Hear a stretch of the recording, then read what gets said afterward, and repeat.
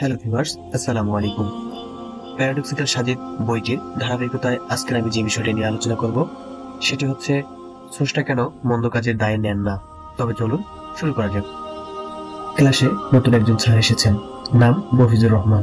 হ্যাংলা পাতলা গরম, বাতাস আসলেই যেন ঢলে পড়বে মতন অবস্থা শরীরের। ভদ্রলোকের চেহারা চেয়ে চোখ দুটি অস্বাভাবিক রকম বড়, দেখলেই মনে হয় যেন বড় বড় সাইজের দুটি জলপাই কেউ খোদাই করে বসিয়ে দিয়েছে।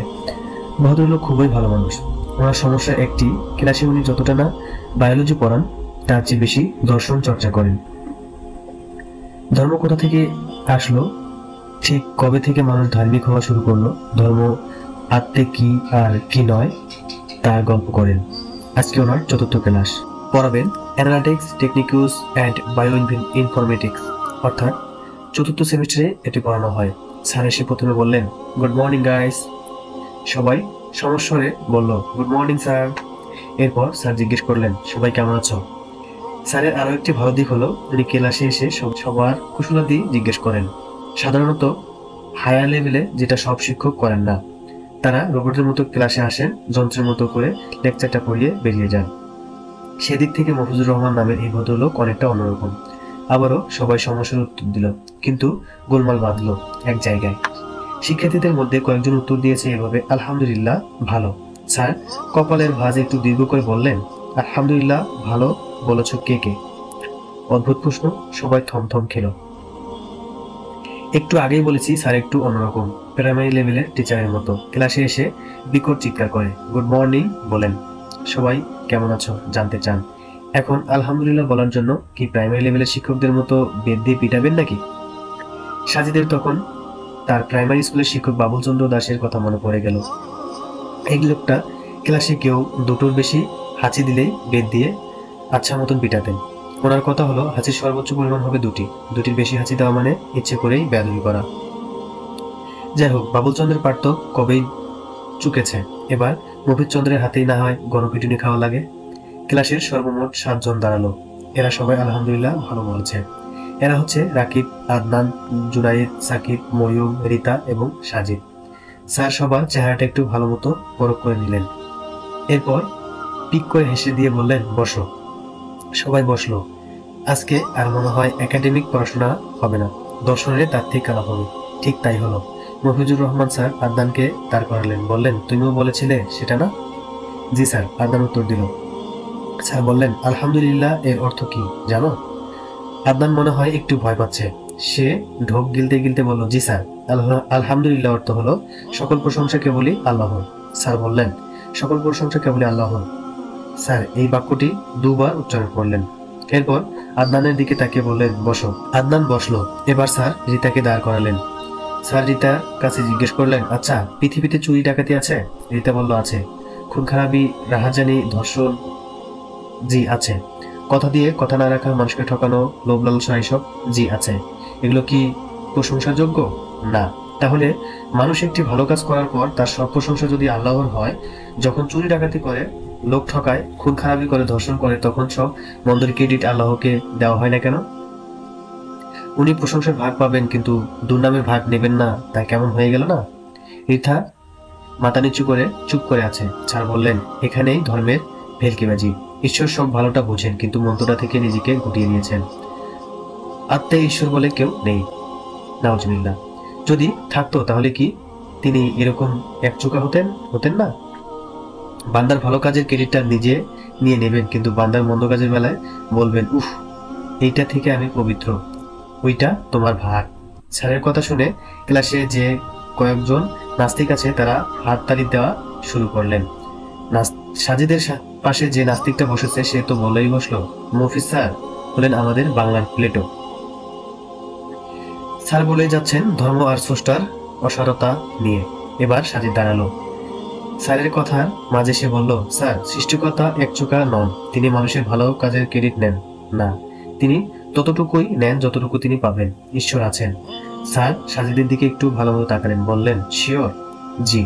তাহলে মানুষের মন্দ কাজের জন্য কে দায়ী? মানুষই দায়ী। সাজিদ বলল, ভালো কাজের জন্য তাও মানুষ। স্যার এবার চিৎকার করে বললেন, এক্স্যাক্টলি এটাই বলতে চাচ্ছি, ভালো মন্দ এসব মানুষেরই কাজ, সে আর সব ক্রেডিট মানুষের। এখানে স্রষ্টার কোনো হাত নেই। তিনি এখানে না প্রশংসা পেতে পারেন না তিরস্কার। সোজা কথায় স্রষ্টা বলতে কেউই নেই।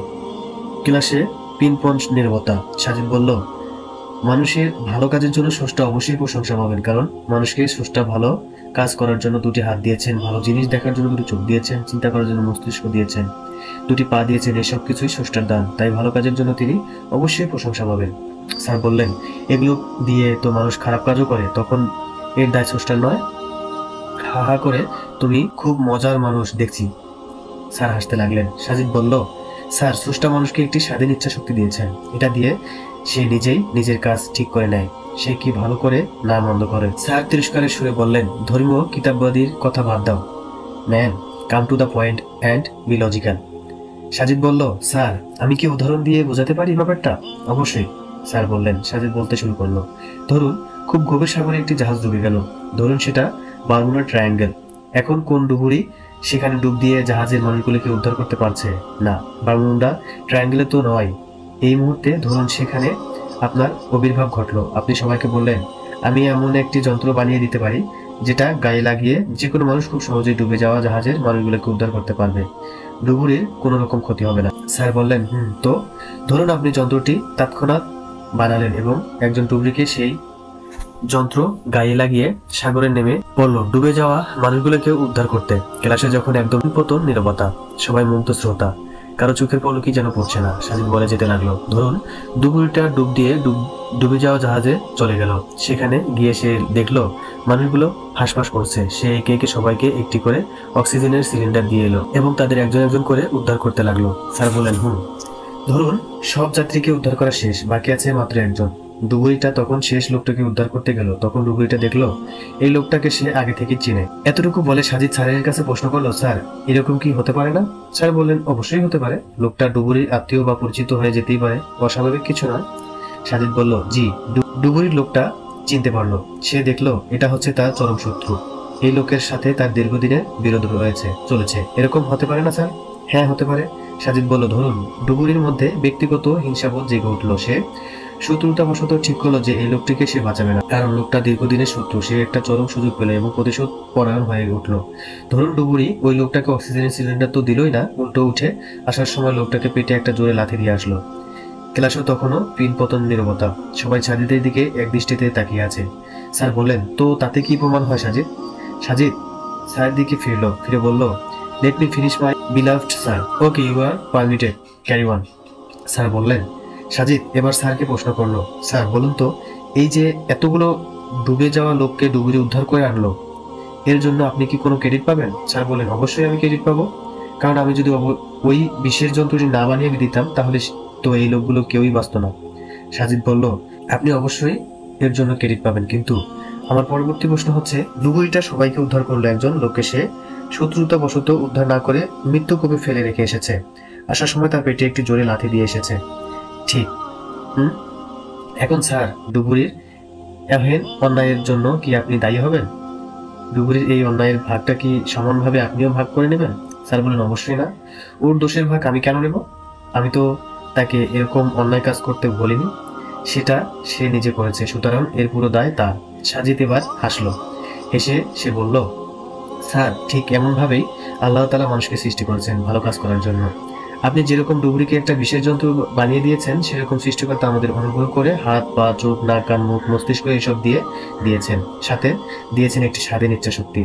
এখন এইসব ব্যবহার করে সে যদি কোনো ভালো কাজ করে, তার ক্রেডিট স্রষ্টাই পাবেন, যেরকম বিশেষ যন্ত্রটি বানিয়ে আপনি ক্রেডিট পাচ্ছেন। আবার সে যদি এগুলো ব্যবহার করে কোনো খারাপ কাজ করে, ঘৃণিত কাজ করে, তাহলে তার দায়ভার স্রষ্টা নেবেন না, যেরকম ডুবুরি ওই অন্যায়ের দায় আপনার উপর বর্তায় না। আমি কি বোঝাতে পেরেছি স্যার? ক্লাসে এতক্ষণ ধরে পিনপতন নীরবতা বিরাজ করেছিল। এবার ক্লাসের সকল আস্তিকেরা মিলে একসাথে জোরে জোরে হাততালি দেওয়া শুরু করলো। স্যারের জবাবের আশায় সাজিদ স্যারের দিকে তাকিয়ে আছে। স্যার বলেন, আই গট দ্য পয়েন্ট। এই বলে স্যার সেদিনের মতো ক্লাস শেষ করে চলে যান। সবাইকে ধন্যবাদ।